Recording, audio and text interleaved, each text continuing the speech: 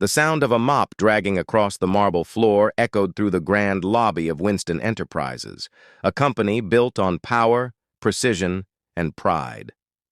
The morning rush had begun. Expensive shoes tapped against the floor, perfumes mixed with coffee scents, and the air was filled with arrogance disguised as ambition.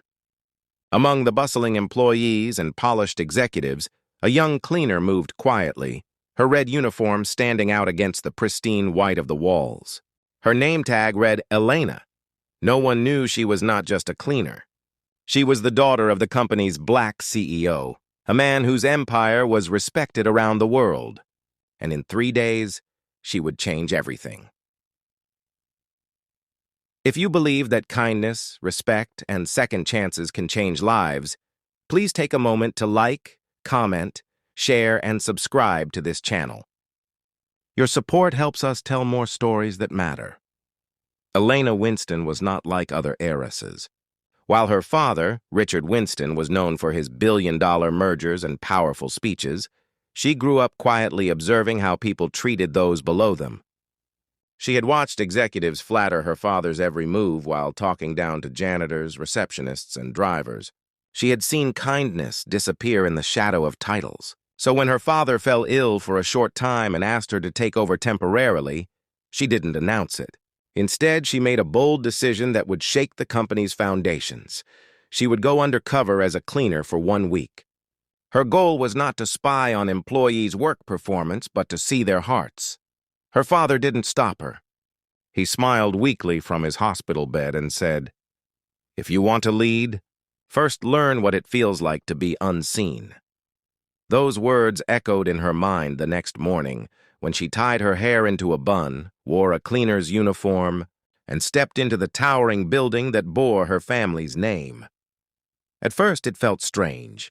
She had grown up walking through the same halls in fine dresses, escorted by assistants. Now the guards barely nodded at her. The receptionists ignored her entirely. The same men who once called her Miss Winston when she visited with her father now tossed empty coffee cups on the floor for her to clean. It wasn't just the dirt she noticed, it was the disrespect, the coldness, the invisible wall between the privileged and the forgotten.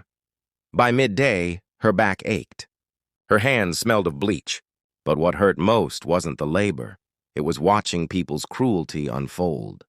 A senior manager purposely spilled his water on the floor and laughed as she rushed to wipe it. "Do it faster," he mocked. 2 other employees took videos, smirking behind their phones. No one stepped in. Not even the HR director who walked by and pretended not to see. Elena held her tears until she reached the restroom. There, under the buzzing fluorescent lights, she stared at herself in the mirror. The same face that graced luxury magazines was now red from humiliation. "So this is what respect looks like when no one knows your name," she whispered. But she refused to break. Every day she showed up earlier, worked harder, and observed more. She listened to gossip in the break rooms about how the new cleaner was too slow, how people like her don't last long here. Yet she also noticed the few kind souls, the security guard who offered her water when she looked faint, the receptionist trainee who whispered "thank you" each time Elena emptied her bin. Those small acts of humanity were what gave her strength to continue. By the 3rd day, she had seen enough. The company that her father built on integrity had become a place where power bred cruelty. The managers bullied juniors. The HR staff looked away. Even team leaders mocked cleaners openly, calling them background props. Elena collected names silently, not to seek revenge, but to reveal the truth. She realized leadership wasn't just about profit. It was about protecting dignity. On the 4th morning, she came early as usual. But this time, something different awaited. The same arrogant manager from earlier, the one who poured water on her, was holding a meeting in the lobby. When he saw her cleaning nearby, he smirked and said loudly, "Hey, cleaner! You missed a spot yesterday." The group laughed. "Maybe we should teach her some discipline." Before she could move, he grabbed a jug of water from the counter and, in front of everyone, poured it over her head. The cold splash hit her scalp and ran down her uniform as the crowd gasped and chuckled. Cameras flashed. Someone even recorded it. For a moment, the world slowed. Elena stood frozen, water dripping from her hair, eyes wide with disbelief. Her heart pounded painfully against her ribs. The man sneered, "Maybe now you'll remember your place." Silence followed, broken only by laughter. And then quietly, Elena wiped her face, picked up her mop, and walked away without a word. She spent the rest of the day finishing her work as if nothing had happened. But inside, something had changed forever. The next morning, the office was buzzing again.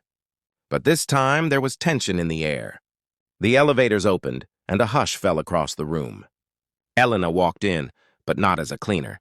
She wore a sleek black suit, her wet hair now styled into a sharp bun, her confident stride commanding every eye in the lobby. Behind her walked two assistants carrying files. The same employees who once ignored her now stared in shock. The arrogant manager's face turned pale. Before anyone could speak, she stopped in front of him and said calmly, "Good morning. I believe you spilled something yesterday. Perhaps it's time we clean up properly."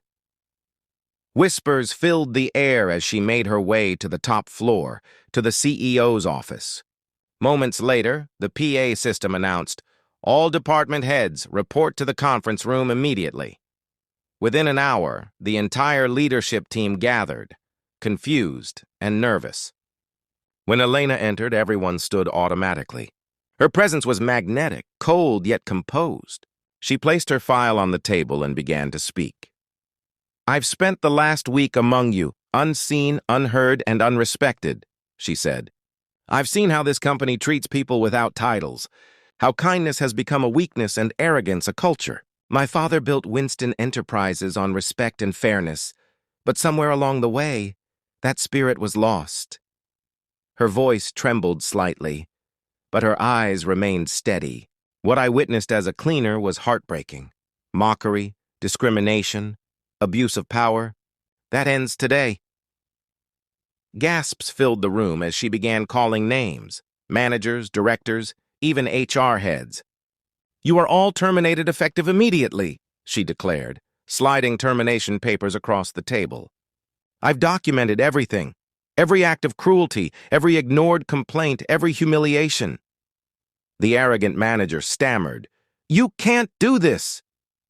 But her calm reply silenced him. "Actually, I can. I'm the daughter of Richard Winston and as of this week, acting CEO." The room fell into stunned silence. Those who had laughed at her as a cleaner now couldn't meet her gaze. Some tried to apologize, others simply stood frozen. The few employees who had shown her kindness watched in awe as justice unfolded before them. "To those who've kept compassion alive," she continued, "you are the heart of this company. From now on, we build on respect, not rank." Over the next few days, everything changed. The viral video of the water incident leaked online, but instead of shame, it became a movement. The world saw what Elena had endured, and thousands applauded her courage. "The cleaner CEO," headlines called her. A woman who walked through humiliation to expose hypocrisy. She reinstated fair policies, raised pay for support staff, and introduced leadership workshops focused on empathy and humility. More importantly, she personally met every janitor, driver, and security worker to thank them for their hard work. "Without you," she said, "this building wouldn't stand." For the first time, Winston Enterprises became what her father had dreamed, a company that valued humanity over hierarchy. Employees began treating each other differently. The air of arrogance dissolved, replaced by quiet respect. Elena's journey became an example whispered in boardrooms across the country. That leadership isn't about sitting at the top, but understanding the view from below. Her father returned weeks later, walking slowly into his office. When he saw his daughter's nameplate on the CEO desk beside his, he smiled with tears in his eyes. "You didn't just save my company," he said. "You saved its soul." She hugged him tightly and whispered, "You taught me well, Dad. You taught me to see people, not positions." From that day forward, every new employee at Winston Enterprises watched a short video before their orientation. A simple clip of a cleaner working quietly in a lobby. The final words appeared on screen. "Respect everyone. You never know who they might be." If this story touched your heart, Please like, comment, share, and subscribe. Let's spread the message that dignity is not a privilege. It's a right we all deserve. Before you go, comment below. What would you have done if you were in her place? Your words might inspire someone today. And remember, true power doesn't come from a title. It comes from kindness, courage, and the strength to stand up when others look away.